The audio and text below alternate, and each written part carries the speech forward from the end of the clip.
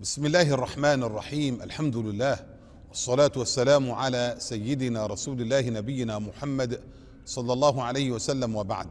السادة الكرام، يقول الله تعالى: ومن أحياها فكأنما أحيا الناس جميعا. إن إحياء الأنفس من أعظم القربات التي نتقرب بها إلى الله عز وجل.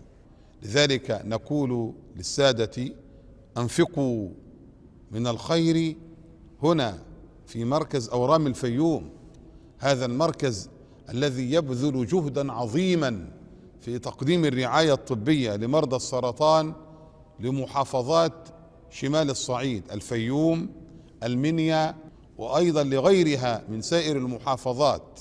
هذه الرعاية تحتاج إلى تكلفة كبيرة جدا من الأموال، ولذلك نقول لحضراتكم: أنفقوا في هذا المجال الطيب، ساهموا هنا بزكاة أموالكم، بصدقاتكم، بتبرعاتكم، اجعلوها خبيئة لأنفسكم عند الله سبحانه وتعالى.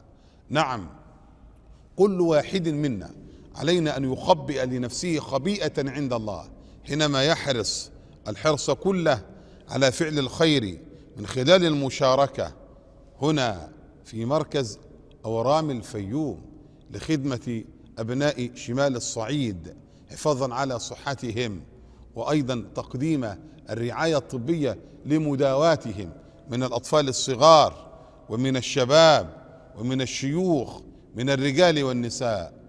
هذا جهد مشكور وعمل طيب، نسأل الله تعالى أن يقبله، وعلينا جميعا أن نمد اليد في أيديهم لنكون يدا واحدة نقدم هذه الرعاية وهذه الخدمة الطبية لكل من يحتاج إليها.